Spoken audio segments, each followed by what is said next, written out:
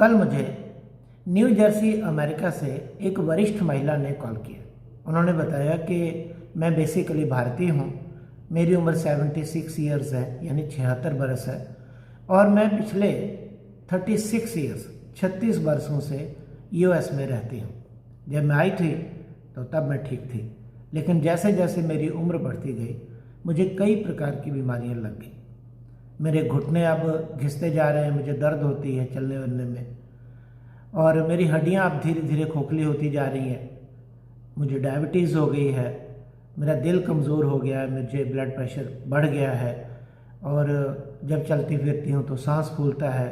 अब मैं भूलने भी लगी हूँ, और मुझे अब थोड़ा कम भी सुनाई देता है, देखने में भी थोड़ी कमी आ रही है।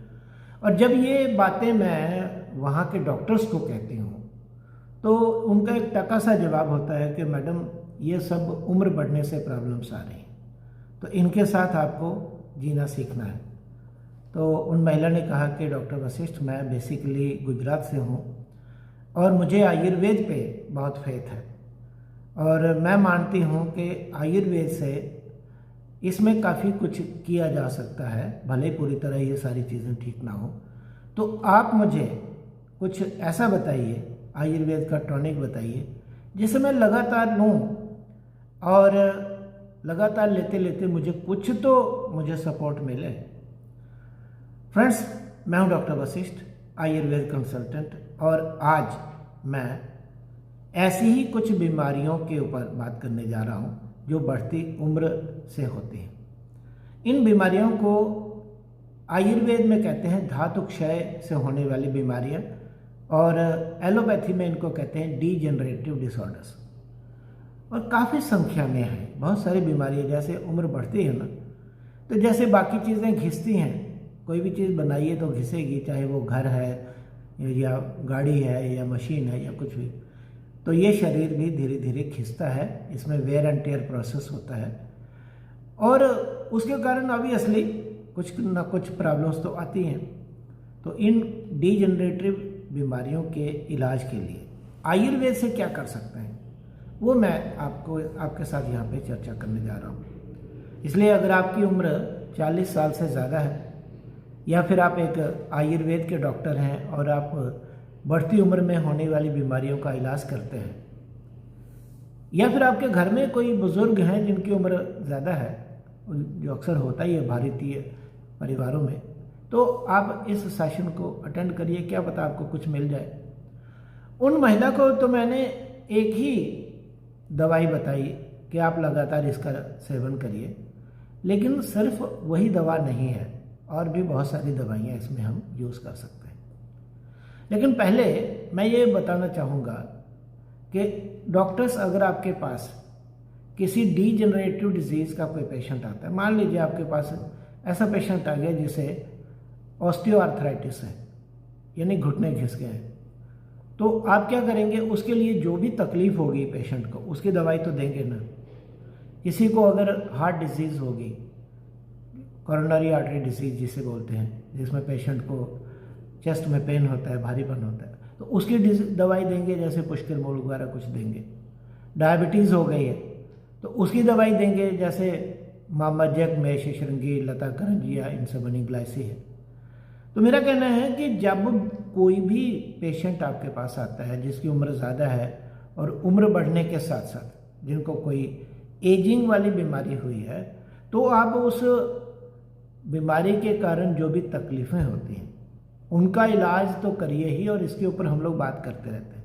लेकिन आयुर्वेद की औषधियों का एक ऐसा वर्ग है, एक ऐसा ग्रुप है जिसका कोई मुकाबला एलोपैथी में नहीं है, वो आपके पास है।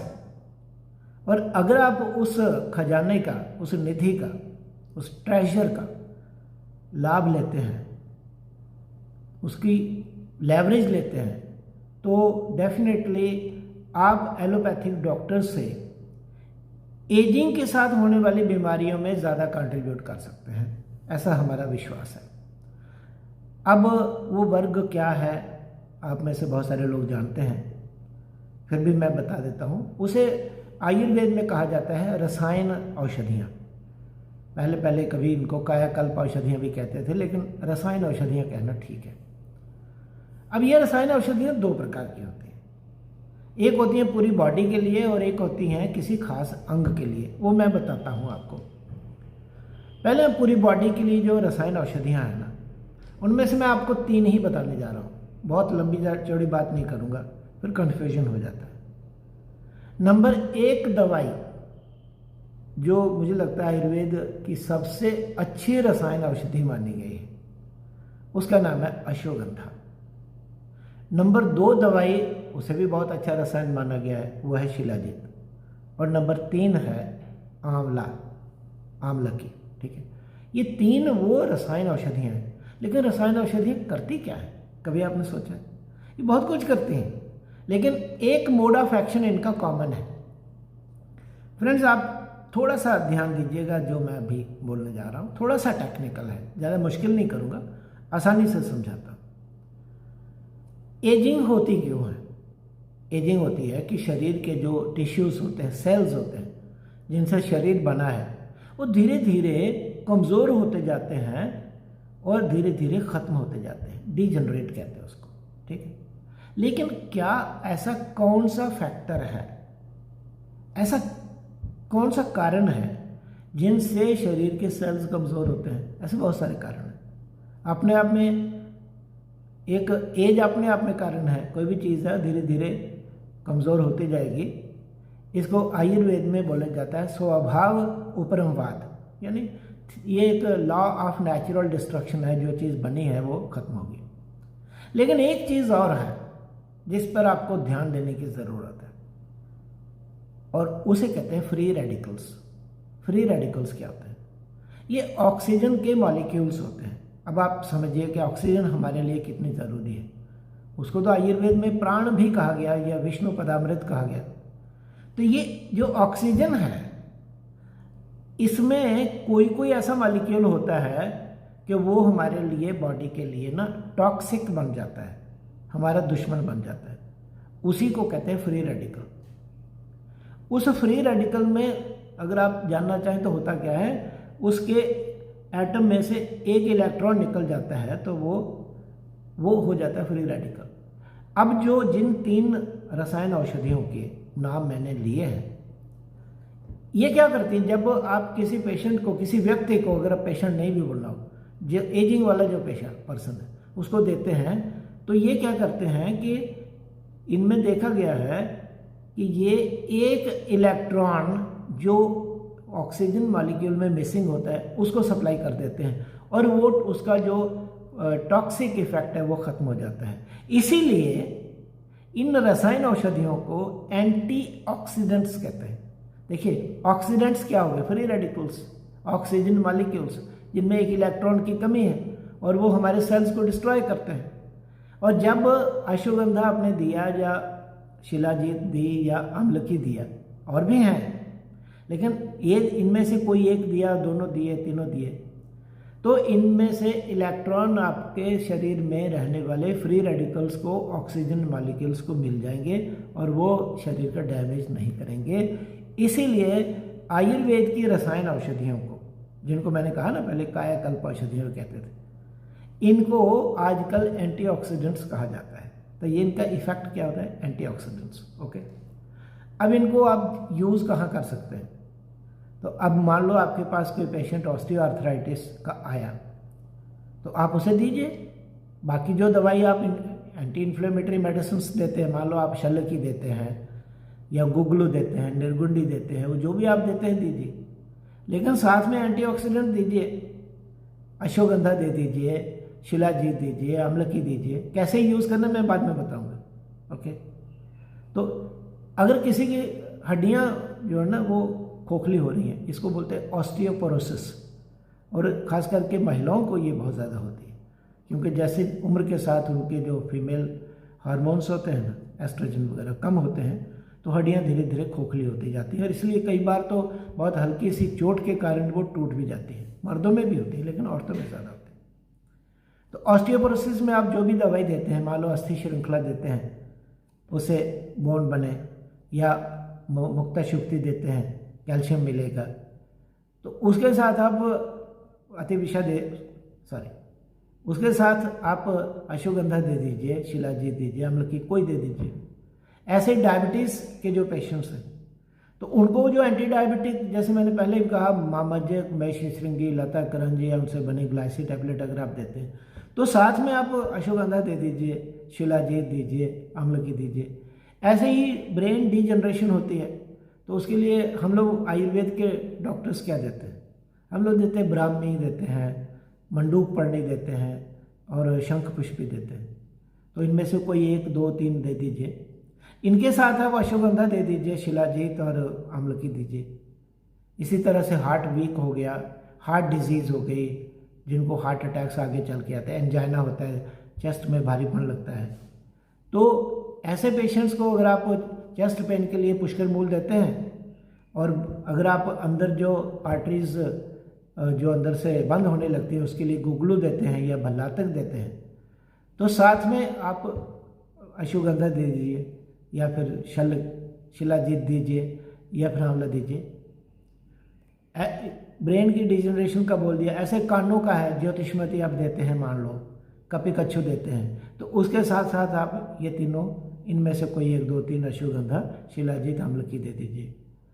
तो मेरा कहना है कि और बढ़ती उम्र के साथ अगर किसी को लगता है कि मेरी स्किन जो है वो बड़ी जल्दी ख़राब हो रही है, डीजनरेट हो रही है, लेदरी स्किन होती जा रही है, इलास्टिसिटी कम हो रही है, जो एक यंग स्किन पहले लगती थी नहीं है, तो उसको आप जो भी मान लो उसको गंधक देते हैं, ठीक है, गंधक बहुत अच्छी चमक बढ़ाती है स्किन की, या भृंगराज देते हैं, तो साथ में आपको इन तीनों में से कोई एक दे दीजिए, अश्वगंधा, शिलाजीत या अम्लकी।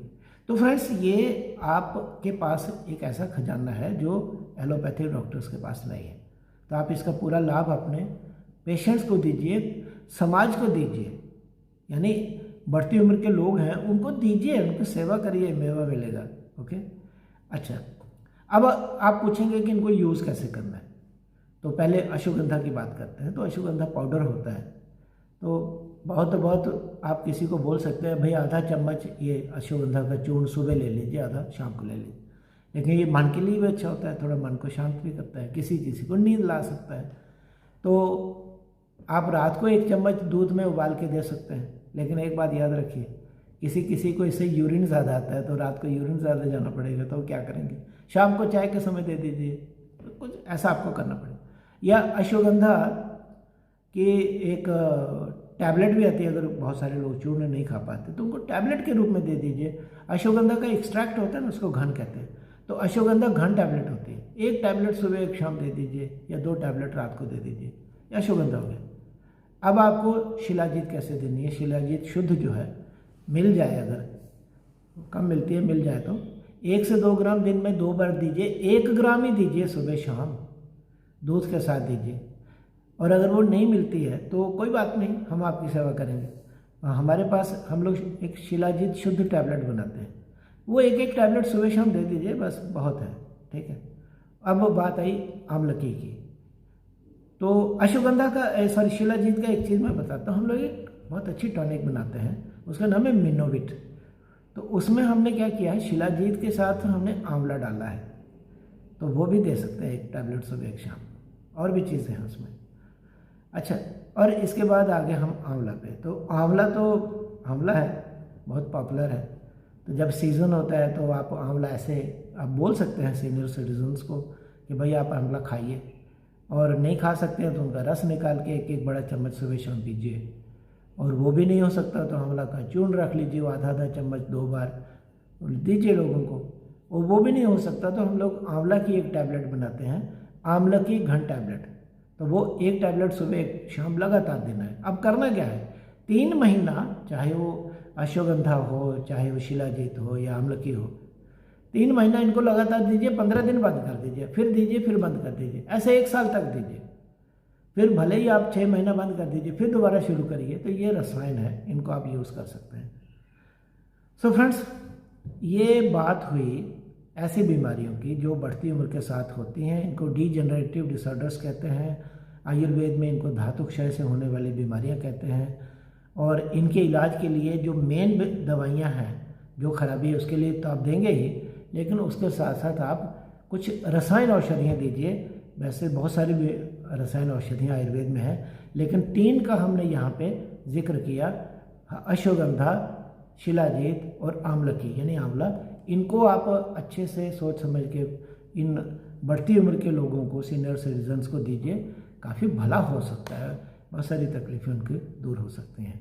सो फ्रेंड्स, अगर आप डॉक्टर हैं और आपने ये देखा है, ये सेशन अटेंड किया है, तो ठीक है, ये आपके लिए तो है ही है। लेकिन अगर आप डॉक्टर नहीं हैं, अगर आप एक कॉमन मैन हैं, तो आपकी जानकारी के लिए तो ये बनाया गया है, लेकिन इलाज आपको खुद नहीं करना है, वो किसी क्वालिफाइड आयुर्वेद डॉक्टर के द्वारा ही आपको लेना है। तो ये सेशन अटेंड करने के लिए बहुत बहुत धन्यवाद। नमस्कार। अपना और अपने परिवार का, और अगर आप डॉक्टर हैं तो अपने पेशेंट्स का पूरा ध्यान रखें।